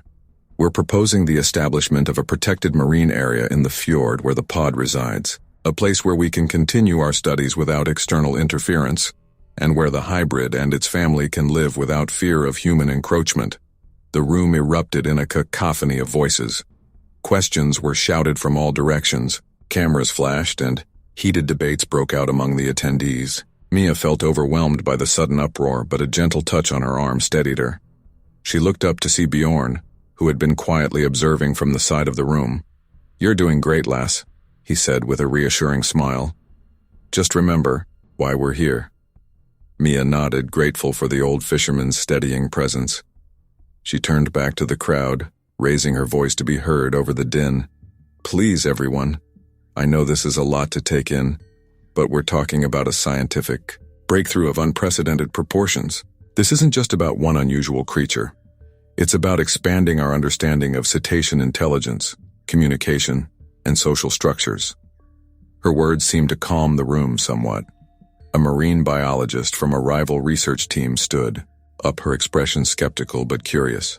"Ms. Chen, Dr. Eklund, you mentioned a method of communication. Can you elaborate on that? How exactly do you talk to these creatures?" Dr. Eklund's eyes lit up at the question. "It's a complex process, but in simple terms, we use a combination of vocal tones and underwater vibrations to mimic their communication patterns." Mia here played a crucial role in the breakthrough. All eyes turned to Mia, who felt a blush creeping up her neck. "It was instinctual at first," she explained. "During one of our encounters, when the pod was agitated, I started to sing. The hybrid responded, calming almost immediately. From there, Dr. Eklund and her team developed a more scientific approach, but the core of it is still based on that musical connection." The skeptical biologist leaned forward, intrigued. "And you can understand their responses?" "Not word for word," Mia admitted. "But we can interpret general meanings, emotions. It's more like understanding the gist of a conversation in a language you're just learning." Eric jumped in, his voice firm. "What's crucial to understand is that this pod, led by the hybrid, displays a level of intelligence and emotional complexity that rivals, and in some ways perhaps even surpasses, our own. They have a rich social structure, a form of culture. They're not just animals to be studied. They're intelligent beings we need to communicate with." A hush fell over the room as the implications of Eric's words sank in. The government official who had spoken earlier cleared his throat. "This is all very fascinating, but it also raises serious ethical and legal questions. If these creatures are as intelligent as you claim, what are the implications for marine resource management? For fishing rights? For maritime law?" Dr. Eklund nodded, acknowledging the validity of the questions. "Those are exactly the kinds of issues we need to address. That's why we're proposing the protected area, not just for the safety of the pod, but to give us a controlled environment to study these implications without immediate real-world consequences." Mia leaned forward, her voice passionate. "We're standing on the brink of a new era in our relationship with the ocean and its inhabitants. Yes, there are challenges and risks, but think of the potential benefits. What could we learn about ocean conservation, about sustainable fishing practices, about coexistence with marine life?" The room was silent for a moment, the weight of the situation palpable. Then slowly a murmur of agreement began to build. Questions became more constructive, focusing on the details of the proposed protected area and the specifics of the communication methods. As the conference continued, Mia felt a sense of hope growing within her. She caught Eric's eye, saw the same cautious optimism reflected there. They had a long road ahead, but they had taken the first crucial steps. Hours later, as the sun dipped low over the fjord, Mia stood at the water's edge, gazing out at the calm surface. The conference had been exhausting, but ultimately successful. They had secured preliminary approval for their protected area, pending further review and environmental impact studies. She heard footsteps behind her and turned to see Eric, Dr. Eklund, Bjorn, and Alex approaching. They all looked as tired as she felt, but there was an undeniable excitement in their eyes. "We did it," Alex said, grinning as he joined Mia at the water's edge. I still can't quite believe it, but we did it. Bjorn chuckled, clapping Alex on the shoulder. Aye, lad. Though I reckon this is just the beginning. Dr. Eklund nodded, her eyes fixed on the horizon. Indeed, we have so much work ahead of us. Setting up the protected area, developing our communication techniques further, preparing for extended observation periods, not to mention dealing with the media circus that's about to descend on Tromsø. Eric added wryly. Mia smiled, feeling a mix of exhaustion and exhilaration. It's overwhelming when you think about it all at once, but we'll take it one day at a time, right? As if in answer, a distant splash caught their attention. They all turned to see a familiar dorsal fin breaking the surface of the water, followed by the sleek bodies of several orcas. They're here, Mia whispered, her heart racing. The group watched in awe as the hybrid emerged, its massive body dwarfing the orcas around it. It let out a low, melodious call that seemed to resonate through the air and water alike. Without thinking, Mia began to hum, matching her tone to the hybrid's call. To her amazement, the creature responded, its vocalizations shifting to harmonize. With her voice, Dr. Eklund was frantically taking notes, her earlier fatigue forgotten. Incredible. The responsiveness, the musical quality of the exchange. We're witnessing something revolutionary. As the impromptu duet between woman and cetacean continued, Mia felt a profound sense of connection, not just to the hybrid and its pod, but to the ocean itself. She understood in that moment that her life had been irrevocably changed by the events of the past months. The song came to an end, and the hybrid and its pod slowly sank beneath the waves, disappearing as silently as they had arrived. The humans stood in silence for a moment, each lost in their own thoughts. Finally, Eric spoke, his voice soft but determined. We have a responsibility now. To them, to the ocean, to the world. What we've discovered here, what we're about to embark on, it could change everything. Mia nodded, feeling the weight of that responsibility settling on her shoulders. But rather than feeling burdened, she felt invigorated. We're ready, she said, looking at each of her companions in turn. Whatever comes next, we'll face it together. As the last light of day faded, casting long shadows across the fjord, the small group stood united, their eyes fixed on the horizon. The hybrid and its pod were out there, swimming freely in the vast ocean, carrying with them the promise of new discoveries, new understandings. Mia Chen, once a tourist seeking a simple adventure, now stood at the forefront of a scientific revolution. The song of the sea had called to her and she had answered. Now, as she stood with her unlikely team of scientists, adventurers, and dreamers, she knew that the most extraordinary part of her journey was just beginning. The fjord, once a place of terror, had become a gateway to a new frontier of knowledge and interspecies communication. As the stars began to appear in the darkening sky, Mia made a silent promise to the hybrid, to the orcas, to the ocean itself. They would protect this newfound connection, nurture it, learn from it, and in doing so, perhaps they could forge a new relationship between humanity and the vast, mysterious world beneath the waves. The wind carried the faint echo of cetacean song across the water, a reminder of the wonders that awaited them. Tomorrow would bring new challenges, new discoveries.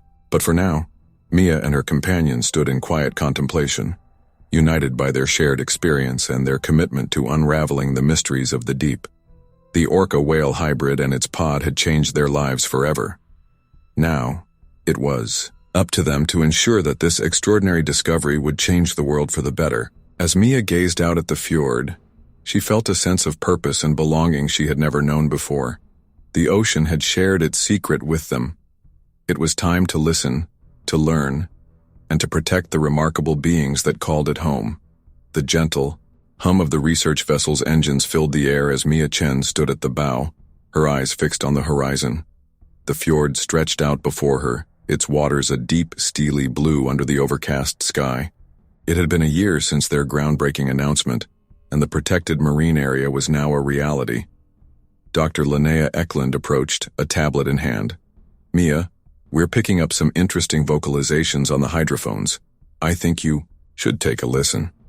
Mia nodded, following the marine biologist to the ship's state-of-the-art acoustics lab.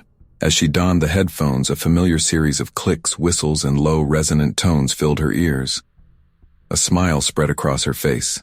"They're here," she said, her voice filled with excitement. "The hybrid and the pod, they're close." Eric Larson, who had been monitoring the sonar equipment, turned to them with a grin.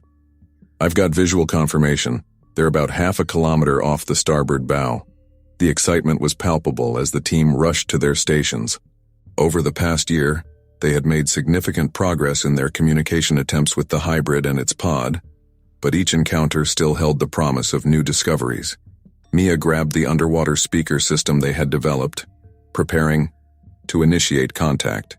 She took a deep breath, centering herself before beginning the complex series of vocalizations they had learned. The response was almost immediate. A haunting melody echoed through the water, the hybrid's distinctive voice easily recognizable among the ORCA calls. "They're approaching," Eric said, his eyes glued to the sonar screen. "And fast. Everyone, brace yourselves." Despite the warning, Mia felt no fear. The days of violent encounters were long past.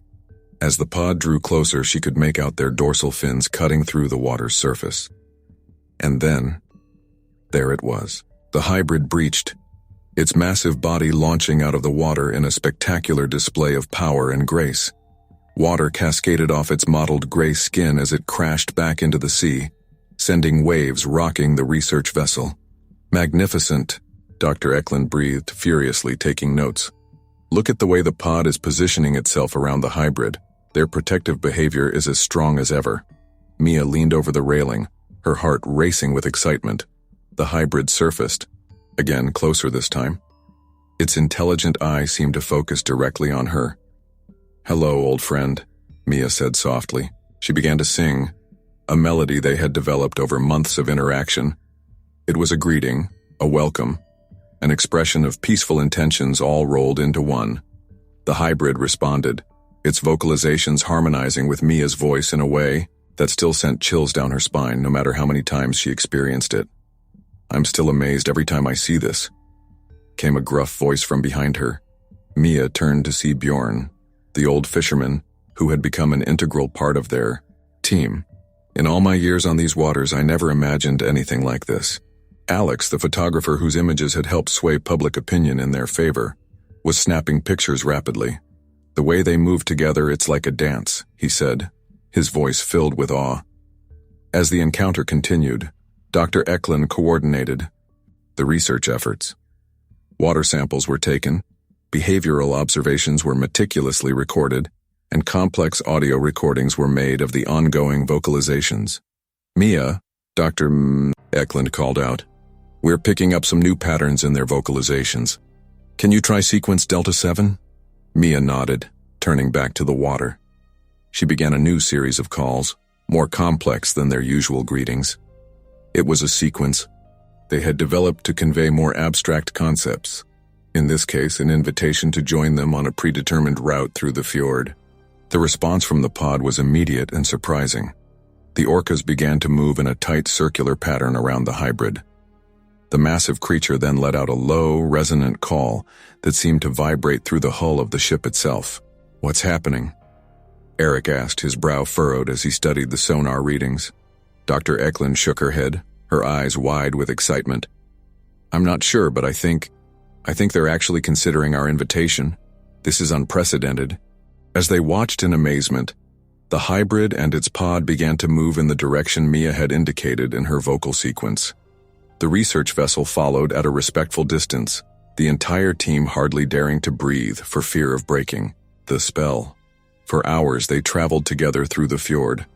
The orcas and the hybrid led the way, occasionally breaching or spy-hopping as if to ensure the humans were still following.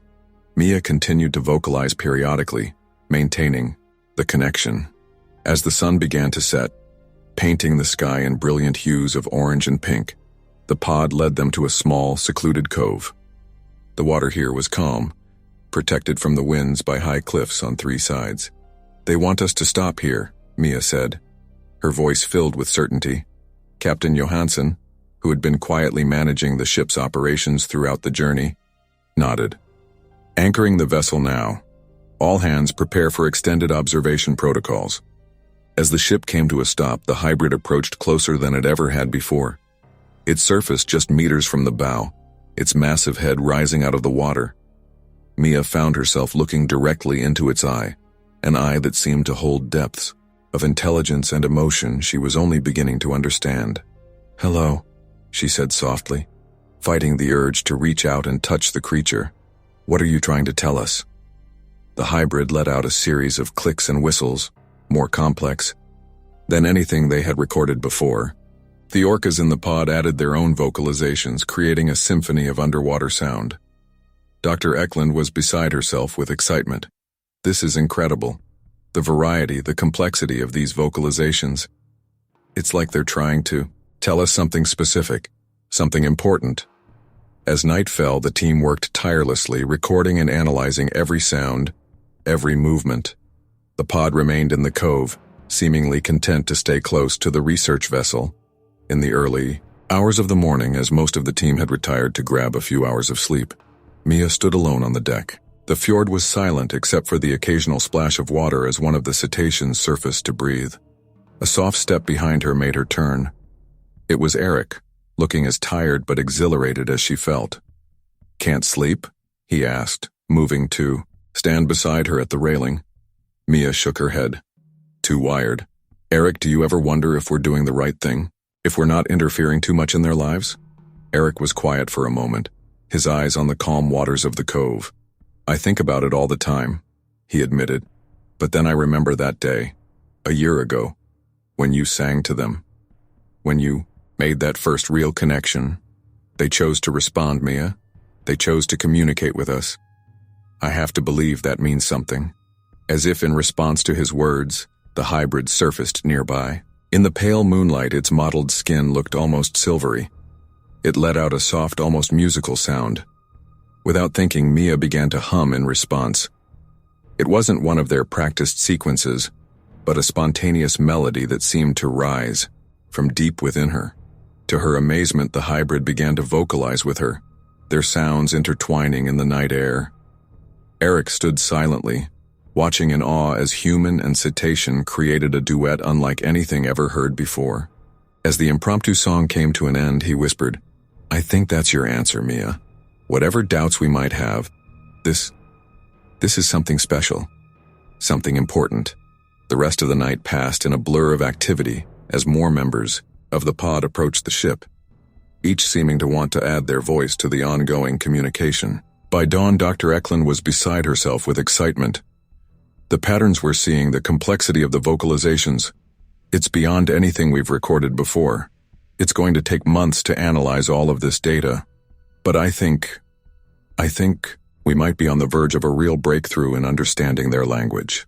As the sun rose over the fjord, painting the water in shades of gold and pink, the pod began to move out of the cove. The hybrid lingered, surfacing one last time near the ship. Mia leaned over the railing, her eyes meeting the creature's intelligent gaze. "Thank you," she said softly, "for trusting us, for showing us your world."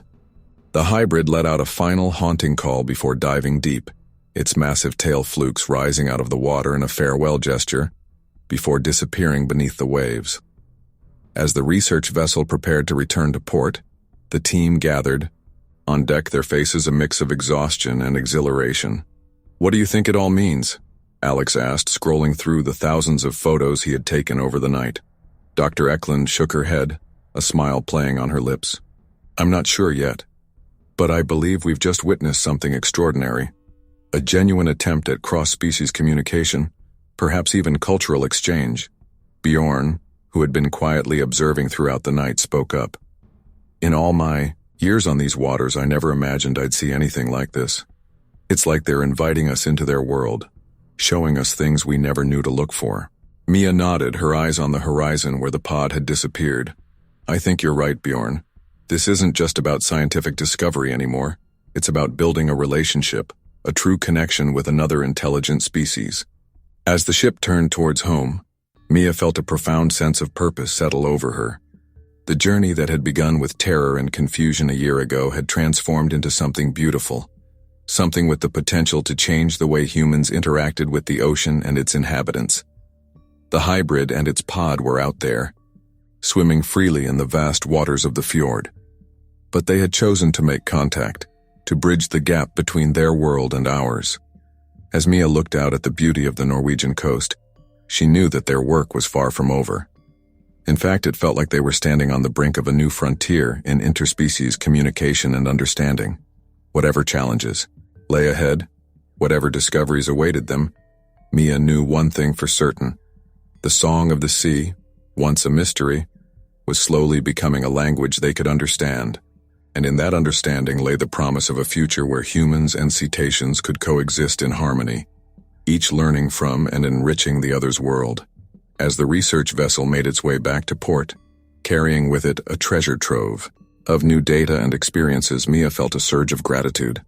Gratitude for the team that surrounded her, for the support of the scientific community, and most of all for the trust placed in them by the hybrid and its pod. Together, they were writing a new chapter in the story of life on Earth, one filled with the promise of understanding, cooperation, and mutual respect between species. The fjord, once a place of fear and uncertainty, had become a gateway to a new world of discovery. And Mia Chen, once a reluctant participant in this grand adventure, now stood at its forefront, ready to face whatever wonders and challenges the future might hold. The Tromsø Marine Research Center buzzed with activity as scientists, researchers, and support staff hurried through its halls. At the heart of this controlled chaos stood Mia Chen, her eyes fixed on a large display, screen showing real-time data from the fjord's underwater monitoring system. "There," she said, pointing to a cluster of moving dots. "That's them. They're back." Dr. Linnea Eklund leaned in, her eyes sparkling with excitement. "Right on schedule. It's remarkable how predictable their migration patterns have become." Eric Larson joined them, a tablet in hand. "The hybrid's vocalizations are coming through clearly on the hydrophones. It sounds different somehow." Mia closed her eyes, focusing on the haunting calls emanating from the speakers. After 2 years of intensive study and interaction, she had developed an almost intuitive understanding of the pod's communication patterns. "You're right," she murmured. "There's an urgency to it. Something's changed." As if on cue, Bjorn burst into the room, his weathered face creased with concern. "You need to see this," he said, gesturing for them to follow. The group hurried after him to the center's observation deck. The fjord stretched out before them, its usually calm waters churning with unusual activity. In the distance, they could see the distinctive dorsal fins of the ORCA pod, moving in tight, agitated circles. Alex, who had been photographing the scene, lowered his camera. "I've never seen them behave like this before," he said, his voice tense. "It's like they're guarding something." Mia's heart raced as she scanned the water. "Where's the hybrid?" "I don't see it." For a moment, the surface remained unbroken. Then, with a massive splash that sent waves rippling across the fjord, the hybrid breached. Its enormous body cleared the water entirely, hanging in the air for a breathtaking moment before crashing back down. "My God," Dr. Eklund breathed. Is it injured?" As the hybrid surfaced again, they could see that something was indeed wrong. Its movements were labored, lacking the fluid grace they had come to expect. And there, just behind its massive dorsal fin, was a dark, angry-looking wound. "We need to get out there," Mia said, her voice tight with worry. Now. Within minutes, they were aboard the research vessel, cutting through the waves towards the distressed pod. As they drew closer, the orca's agitation became even more apparent. They swam in tight formation around the hybrid, their vocalizations a cacophony of clicks, whistles, and mournful calls. "Careful," Eric warned as Captain Johansson maneuvered the ship. "They're in a defensive posture. We don't want to provoke them." Mia nodded, moving to the bow with the underwater speaker system. She began the series of vocalizations they had developed over the past 2 years, a complex melody designed to convey peaceful intentions and offers of help. For a tense moment, there was no response. Then, slowly, the orcas began to part, creating a path to the hybrid. As it surfaced again, Mia got a clear look at its injury, A deep gash ran along its flank, the flesh angry and inflamed. "It looks like a propeller strike," Dr. Eklund said, her voice heavy with concern. "Probably from one of the illegal fishing vessels that have been sneaking into the protected area." Mia felt a surge of anger at the thought of someone hurting these magnificent creatures, but she pushed it aside. Right now, the hybrid needed their help. "Can we treat it?" she asked, turning to Dr. Eklund. The marine biologist looked uncertain. "Treating an injury like that on a creature of this size in open water, it's never been done before. But we have to try." Over the next several hours, the team worked tirelessly. Using a combination of long-range antibiotic injections and a specially developed healing foam applied via drone, they did their best to treat the hybrid's wound.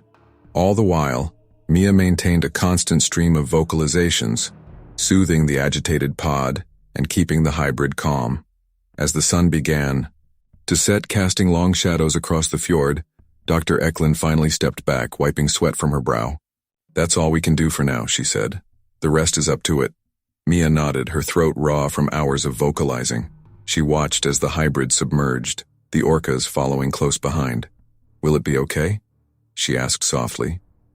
Eric placed a comforting hand on her shoulder. "These creatures are incredibly resilient, and it has its family to help it. We've given it the best chance we can." As they made their way back to shore, the mood on the ship was somber. The incident was a stark reminder of the challenges they faced in protecting these extraordinary beings. Back at the research center, an emergency meeting was called. Government officials, conservationists, and members of the local fishing community gathered to discuss the breach in the protected area's security. "This can't happen again," Mia said firmly, addressing the assembled group. "We need stricter enforcement, harsher penalties for violations." A local fisherman stood up, his face etched with concern. "We understand the importance of the protected area, but our livelihoods are at stake. The restrictions have hit us hard." Mia felt a pang of sympathy but held her ground. "I know it's been difficult, but what we're doing here is bigger than any one of us. We're on the brink of something revolutionary, a true connection with another intelligent species. We can't let short-term economic concerns jeopardize that." The debate raged on into the night, but eventually, a consensus was reached. Patrols would be increased and a new program would be implemented to help local fishermen transition to more sustainable practices and ecotourism opportunities. As the meeting dispersed, Mia found herself alone on the observation deck, staring out at the dark waters of the fjord. The events of the day weighed heavily on her mind. "You did good in there," came Bjorn's gruff voice from behind her. The old fisherman joined her at the railing, his eyes on the horizon. Not many would have the courage to stand up to the fishing community like that. Mia sighed. "I just hope it's enough. We've come so far, Bjorn. The things we've learned, the connections we've made. I can't bear the thought of losing it all, because of human greed or carelessness." Bjorn nodded slowly. It's a delicate balance we're trying to strike. But if anyone can do it, it's you and this team. You've already worked miracles." As if to emphasize his point, a familiar series of clicks and whistles suddenly emanated from the underwater speakers. Mia's heart leapt as she recognized the hybrid's distinctive vocalizations. "It's back!" she exclaimed, rushing to the monitoring station. The others quickly joined her, crowding around the screens. "Look at these readings," Dr. Eklund said excitedly. "Its vital signs are strong. The wound seems to be healing already. These creatures never cease to amaze me." Over the next few weeks, the team kept a constant vigil over the hybrid and its pod.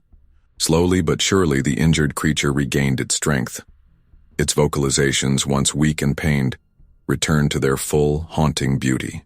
1 month after the incident, Mia stood on the deck of the research vessel, watching in awe as the hybrid breached fully, its healed flank gleaming in the sunlight.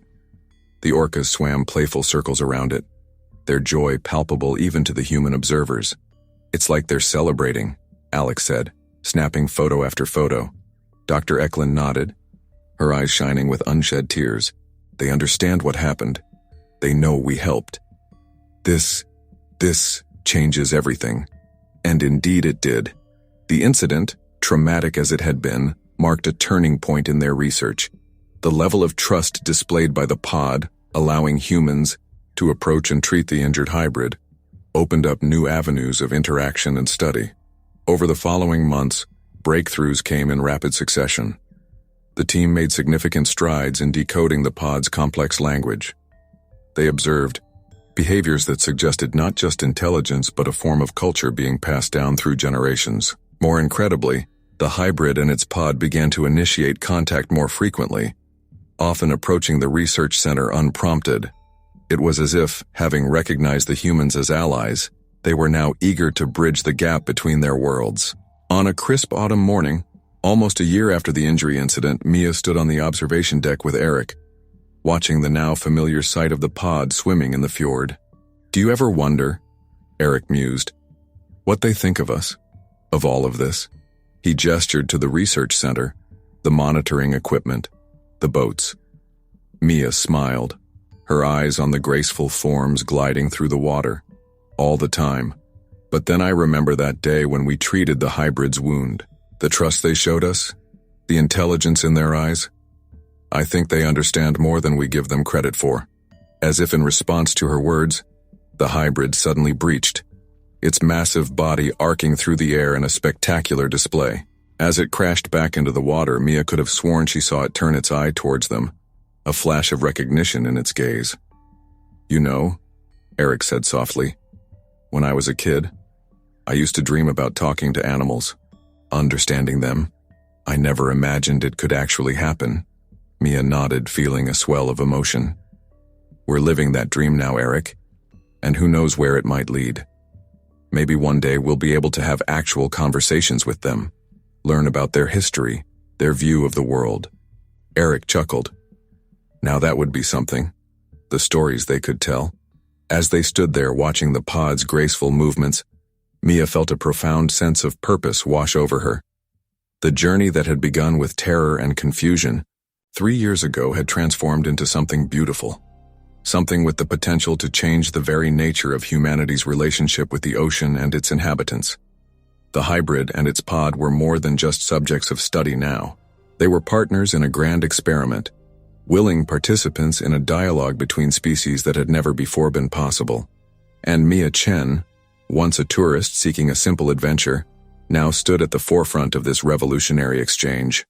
As the sun began to set, painting the fjord in hues of gold and pink, Mia made a silent promise to herself and to the extraordinary creatures that had changed her life. They would continue to learn, to grow, to bridge the gap between their worlds. And in doing so, perhaps they could forge a new future, one where humans and cetaceans could coexist in true harmony, each enriching and protecting the other's world. The hybrid let out a haunting call that echoed across the water, a sound that now filled Mia with hope rather than fear. It was a reminder of how far they had come, and a promise of the wonders that still lay ahead. As darkness fell over the fjord, Mia knew that their greatest discoveries were yet to come. The song of the sea, once a mystery, was slowly becoming a language they could understand. And in that understanding lay the key to a future limited only by their imagination and their capacity for wonder.